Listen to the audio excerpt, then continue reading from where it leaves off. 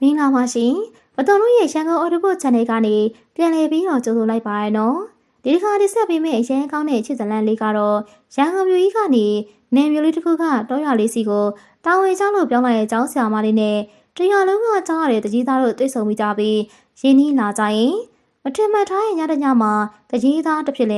ကိုရှိတော်သားကြီးနဲ့မြို့သူဖြစ်တဲ့ကျောင်းဆရာမလေးနှင်းနယ်ဦးတို့ဘာဘလို့ဖြစ်ကုန်ကြမလဲဆိုတာကိုစိတ်ဝင်စားဝယ်ကြည့်ရှုနားဆင်ရမယ်။တကြီးသားနဲ့ကျောင်းဆရာမလေးဆိုတဲ့ဇလန်းအကောင်းလေးကိုတင်ဆက်ပေးမှာဖြစ်လို့ဘတော်နဲ့အတူတူစောတီကိုလိုက်ပါကြည့်ရှုခန်းစားထားစဉ်အားပေးကြပါအောင်ရှင်။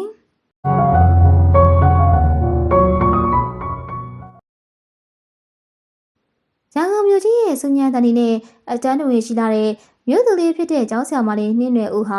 ဖုန်းထောင်းထောင်းထနေတဲ့ highway ကားကြီးပေါ်ကနေဆင်းလိုက်တဲ့အခါသူမရဲ့ဖြူဝဲနုနေတဲ့အသားရည်နဲ့ခင်မီတဲ့ဝတ်စားစီမှုဟာဒီတောရွာလေးအတွက်တော့ထူးခြားဆန်းပြလွန်းလာတဲ့မျိုးမတစ်ခုလိုဖြစ်နေပါတယ်။နှင်းနယ်ဦးဟာသူမရဲ့လက်ဆွဲအိတ်လေးကိုတင်းတင်းဆုပ်ကိုင်ရင်စိမ့်စော်နေရဲ့လက်ကွင်းပင်နေနဲ့ဝါတော်တန်လေးတွေကိုငေးကြည့်နေပြီးတော့မှပဲ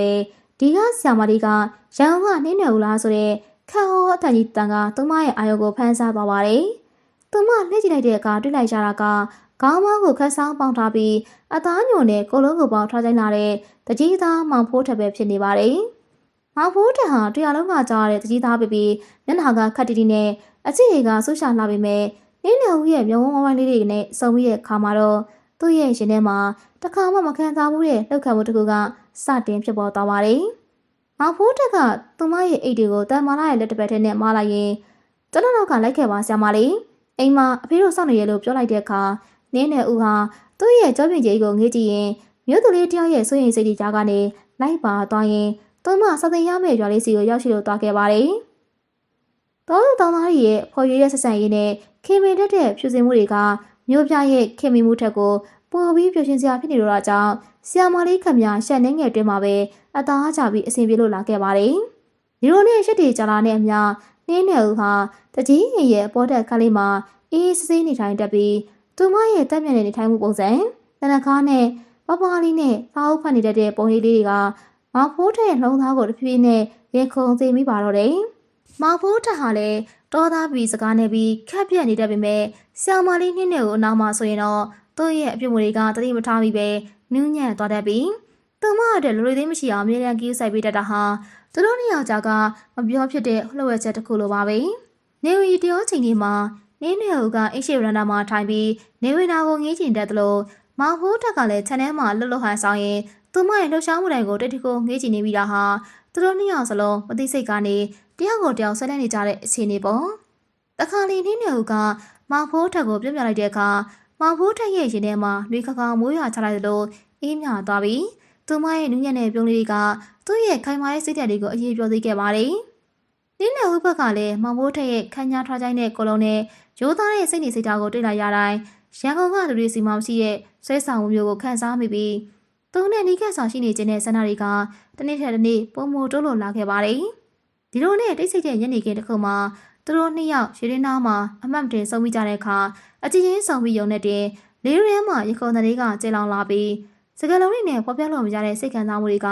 ကသူတို့နှစ်ယောက်လုံးကိုစိုးမိုးလို့သွားခဲ့တယ်။ဒါဟာသူတို့နှစ်ယောက်ရဲ့ကဘာငယ်လေးထဲမှာအချစ်ဆိုတဲ့အရာကတစ်တစ်စိမြေပြားခံစားပြုနေပြီဆိုတာကိုပြသနေရဲ့အစာပြုခြင်းပဲဖြစ်ပါတော့တယ်ရှင်။တရက်မှာတော့ညမောင်တို့ကနေမျိုးလေးရဲ့တောဟုတ်စီကြတဲ့ကိုတဖြည်းနဲ့တောဝင်လာပြီးကြီးလေးရဲ့သဘောတရားကြီးကတိတ်ဆိတ်နေတဲ့အချိန်မှာတကြီးရင်ရဲ့အပေါ်တက်ကတစ်သားချမ်းမြေပေါ်မှာတော့ရန်ကုန်ကနေအစ်စ်ပြောင်းလာတဲ့ကျောင်းဆရာမလေးနှင်းနယ်ဦးတယောက်တည်းမင်းအလင်းဖြော့ဖြော့အောင်မှာစဆစ်နေပါတယ်။အပြင်ဘက်မှာတော့ပရိအော်ဒါနေနဲ့တူဒီတစ်ချက်အဝိမှာဗရင်းတကားပေါက်ကလိုက်ကားစားလေးတွေကတက်ဖြက်ဖြက်လွတ်စင်နေပြီးအခန်းထဲကိုမြေသိတဲ့တဲ့နဲ့တောရင်းနဲ့တွေကတောဝင်လာနေပါတယ်။နှင်းနယ်ဦးဟာမြို့သူပြီးနူးနယ်ဖြူဝင်ပြီးထုံထားတဲ့စံတဲ့အုံကြားကနေဝဲချနေတဲ့ဆံမြင်လေးတွေကသူမရဲ့ဂုံသားဖြူဖြူလေးပေါ်မှာဝဲခေါ်နေတာဟာကြည့်ရသူကိုရင်ခုန်စီတော့တဲ့အလှမျိုးပါပဲ။အဲဒီအချိန်မှာပဲအခန်းတကားစီကနေတောက်ဆိုတဲ့အတန်ခက်ပြတ်ထွက်ပေါ်လာပြီးတကားဝင်သွားတဲ့အခါမှာမြင်လိုက်ရတာကတရွာလုံးကခန်းညာထွက်ချလာပါတယ်ဆိုရဲ့အကြီးသားမောင်ဖိုးထက်ပဲဖြစ်ပါတယ်။ဖိုးထက်ဟာအသားညညအရှမ်းမြင့်နဲ့ပစိုးကိုခတ်တော်ဝတ်ထားပြီးလက်မောင်းသားအကျော်ပြင်းကသူ့ရဲ့ယောက်ျားပြီးသားတဲ့ခွန်အားကိုဖော်ပြနေသလိုသူ့ရဲ့ဆူချတဲ့အကြည့်တွေကဆီယာမလေးနှင်းနဲ့ဦးစီမှာခဏတာရက်တန်သွားပါတယ် ဆောင်းမလေးအိမ်ပြောသေးဘူးလားအဖေကရင်းနှီးချက်နဲ့မိုးလေးလာဖို့ခိုင်းလိုက်လို့မောင်ဖိုးတက်ကအတန်ဟောကြီးနဲ့ပြောလိုက်တဲ့အခါနင်းနေဦးရဲ့ရင်ထဲမှာတစ်ချက်လောက်ခတ်သွားပြီးသူမကအော်ဟုတ်ကဲ့ကိုဘိုးထက်ဒီမှာပဲချထားလိုက်ပါလို့တော်ရင်တဲ့တန်လေးနဲ့ပြန်ပြေးလိုက်မိတယ်မောင်ဖိုးထက်ကလှမ်းဝင်လာပြီးစပွဲဘောက်ကိုလက်မချလိုက်တဲ့အခါသူတို့နှစ်ယောက်ဟာအလုံးနိကတ်သွားပြီးမောင်ဖိုးတက်စီကရတဲ့ယောက်ျားဆန်နဲ့ကိုစင်းနဲ့ဆရာမလေးစီကရတဲ့တနခါနဲ့တို့ဟာလေးရဲမှာရောရှက်သွားပါတယ်မောင်ဖိုးတက်ကချက်ချင်းပြန်ထွက်သွားပဲနင်းနေဦးရဲ့နားမှာရက်နေရင်သူမရဲ့တိုရင်ရဲ့လက်ချောင်းလေးတွေကိုငေ့ကြည့်နေမိတယ်မျိုးကလေးကနုနေရဲဆိုတာတကယ်ပဲနော်ဆရာမလေးရဲ့လက်လေးကမြေုံနဲ့တင်ပြုတ်ရင်နေရပဲလို့သူကခက်တိုးပြောလိုက်တဲ့အခါနင်းနေဦးရဲ့မျက်နှာလေးဟာရှက်သိမ်းပြန်ပြီးရက်တက်သွားကအသက်ရှူတဲ့လေးကလည်းပိုပြီးမြန်လာပါတော့တယ်ခဏနေတော့ကျွန်တော်ကိုကြောက်နေတာလားနင်းနေဦးလို့မောင်ဖိုးတက်ကသူမရဲ့နာမည်ပြည့်စုံကိုပထမဆုံးချိန်ခေါ်လိုက်တဲ့အခါသူမကမော့ကြည့်လိုက်မိပြီးစူးရှားတဲ့မျိုးချင်းစုံပြီးသွားကြတယ်မောင်ဖိုးတက်ကသူမရဲ့စနေလေးကိုအသားအရာလက်ဖြားနဲ့တက်တင်ပေးလိုက်တဲ့အခါနင်းနေဦးက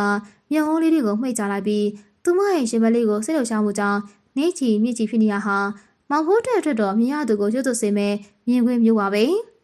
အိမ်ရဲ့ပြပတ်မှာတော့မိုးစက်လေးတွေတဖြည်းဖြည်းနဲ့စတင်ကြလာပြီးအိမ်ခေါင်မှုကိုရိုက်ခဲ့တဲ့တန်ဟာသူတို့နှစ်ယောက်ကြားကတိတ်ဆိတ်မှုကိုပို့ပြီးအသက်ဝင်စေကမောင်ဖိုးတက်ကနင်းနေဦးရဲ့အနာကိုတိုးကပ်သွားပြီးဒီညကတိတ်အေးတာပဲနော်ဆရာမလေးရဲ့နားမှာရှိနေကျွန်တော်ရဲ့ရင်ထဲကအပူရှင်ကြီးကဘာကြောင့်ငြိမ်းမသွားရလဲမသိဘူးလို့တိုးတိုးလေးကပ်ပြလိုက်တဲ့စကားလုံးတွေက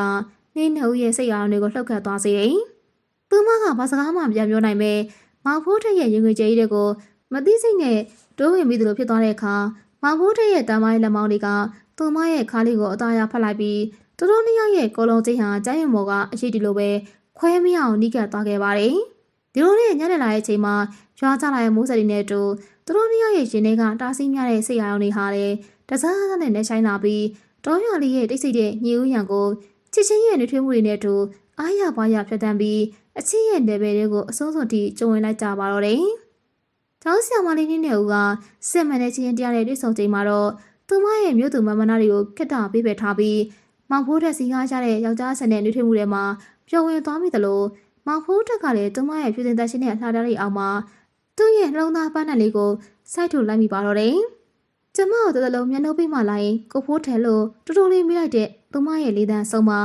မောင်ဖိုးတက်ကလည်းရိုးသားရဲ့ဒေါသပြပြီးရင်းထဲကသစ္စာတရားဝန်ခံပြီးချစ်ချင်းတရားရဲ့နယ်ပယ်တွေကိုတကြော့ပြန်ခီးနှင်ကသူ့ရဲ့ကြီးမားရဲ့ချစ်ချင်းတရားကိုဒုတိယကြိမ်မြောက်လက်တွေပြရင်တက်တည်ထုတ်လိုက်ပါတော့တယ်ရှင်။ဟုတ်ကဲ့ပါရှင်။ဒါကတော့ဝတ်တုံလေးဆက်ပေးခဲ့တဲ့တကြီးသားနဲ့ကြောက်ဆာမလေးဆိုတဲ့အချစ်ဒရမာဇာတ်လမ်းလေးပဲဖြစ်ပါတယ်ရှင်။နောက်နေ့ဒီမှာလည်းဒီချမ်းမကကောင်းတဲ့ဇာတ်လမ်းတစ်တွေကိုအားရပါးရတင်ဆက်ပေးမှဖြစ်လို့ဝတ်တုံတို့ channel လေးကို subscribe လုပ်ပြီးစောင့်မျှော်ကြည့်ရှုအားပေးကြပါအောင်နော်။အားလုံးကိုကျေးဇူးတင်ပါတယ်ရှင်။